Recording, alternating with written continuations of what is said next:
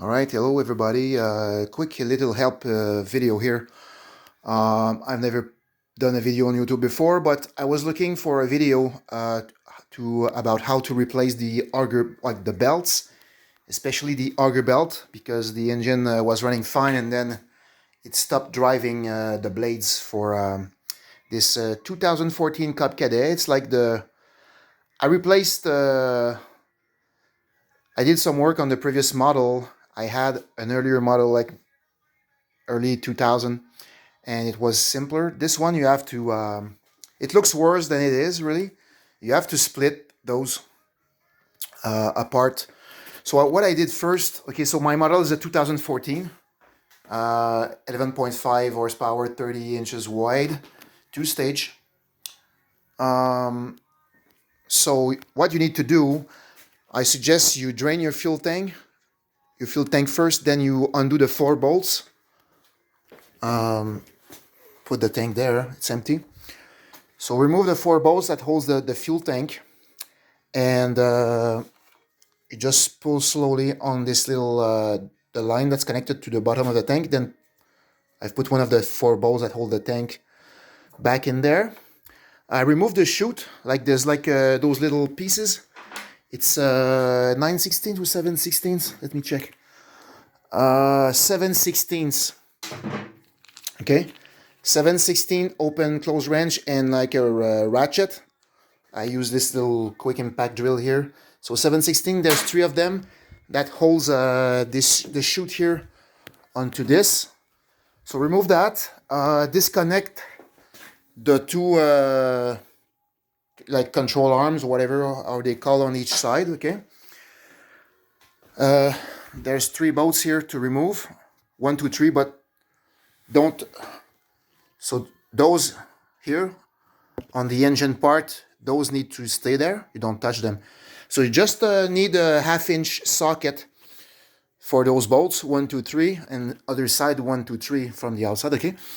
You put your auger on a block on 2x4 like this, and then so you need to disconnect also this little thing here. There's 1 bolt. You loosen this one. You remove this one, just temporarily, and this also like the brake here for the flywheel for the main belt. There's a Z fitting here. You just you remove the tension by right now it's disconnected, but you just push it like this to disconnect this Z fitting here, and then you can remove the 3 bolts on each side, and then you pry. You remove this. You disconnect here, and the other one it's folded back up there, and then you kind of pry it open in a V shape, and it's just gonna disconnect. Remove this. I've make it sitting on a chair. I'm letting it sit on a chair like this, so I'm not damaging any controls or anything. This is just sitting here. It's not very heavy, so you need an impact to remove that. But or if you don't have an impact, so what prevents you from replacing the belt? It's those guides here that are in the way. They designed it. I don't know if they could have made a better design to make it simpler to remove. So it's not rubbing. So those pins stay there. It's bolted from inside of this auger. So anyway, so the thing to put your new strap, because of those pins here, 1, 2, and at the bottom, you just need to put a 1/2-inch impact here and unscrew.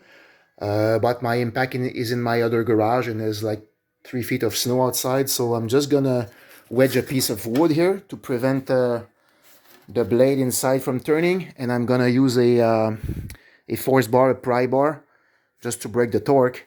And then you need to torque it back to 576. Hold on, guys, here. I'm gonna have to pull it up.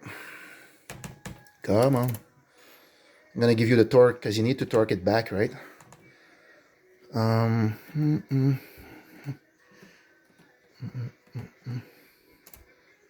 right. So how do you see it? Like I managed to find the procedure online.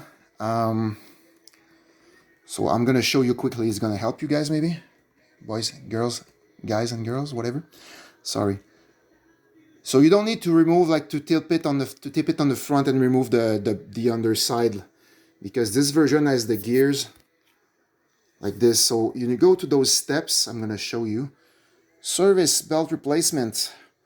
So you will need to disconnect to remove those two bolts here and disconnect the arm, because when you split, this is connected to the auger. So if you forget to remove those two bolts, when it comes time to split open the front and the rear, it's gonna stay together, or it's gonna damage this. So remove those. It's a half inch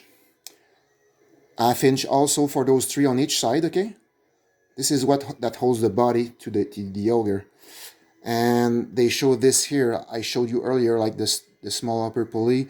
They say loosen this one and remove this one, so you can move it out of the way for the belt. Yeah, remove the plastic cover. You see the chute and the plastic cover. So remove that plastic cover, and you need to. There's a little thing here. You're gonna see this little arm auger idler rod. You just need to remove this little hairpin clip. You pull on it, and be careful not to drop the washer. Grab it, and so the washer, and then you just pull this out, and this is gonna stay. It won't fall because it's like pressed. There's a flat on behind the bend here, behind the metal part. There's like it's welded. It's like manufactured flat. It cannot fall anywhere. Just remove the pin in this and pull this out. Sorry, my English is not perfect, guys, but I think this video is helpful. So this is the Z fitting I was talking about, to remove here. So it's here. So I'm gonna show you like that. Okay. So when you want to disconnect this little cable here, just with one hand. This is the front part. Sorry, I cannot zoom out. So just push with one finger like this to remove the tension on the cable, and just pry it and pluck. It's gonna pop out like this. So then you can remove three bolts. You split it open. Let it sit on a chair like this. If you don't disconnect the chute, it's gonna stay connected as this. It's gonna want to pull the wire. In the instruction they didn't mention it, but I found out by myself that you need to remove the chute. Doesn't take long. So you need only two sizes of tools, 7/16 and ½ inch. So it's really good. It's great. I'll show you the last steps, guys. So then they show you. So you undo that. You undo the chute, and then you put a little block here under. They say block the impeller with a piece of wood to prevent it from spinning. Use a ½ inch wrench to remove the X screw and washer from the center of the pulley on the auger housing. So you split it like this. Then this flywheel is going to be exposed, and it's ½ inch wedge of wood. Or if you have an impact would probably work. They mentioned something, so I marked with a grease pencil, like this little pin with this. I was too much in a rush. It's important to read properly, but it's not rocket science. Okay, what do they say? They show here the thing. The pulley adapter may slide off the auger input shaft when removing the pulley. Yeah, of course. Use extra caution to ensure the adapter does fall and or get... What? They probably mean doesn't fall. Use extra caution to ensure the adapter does fall and or get damaged when removing the pulley. Okay.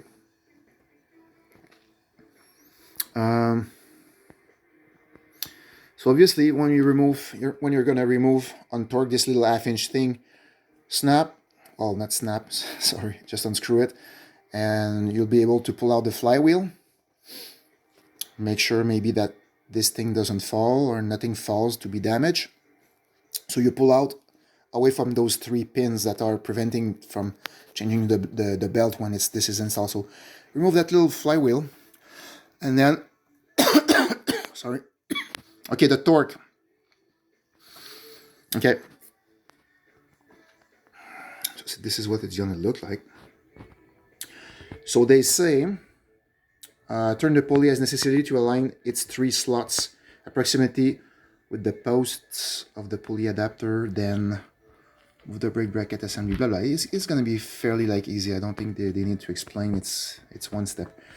So I'm just, they say put some Loctite back on the nut on the bolt, on the nut on the bolt.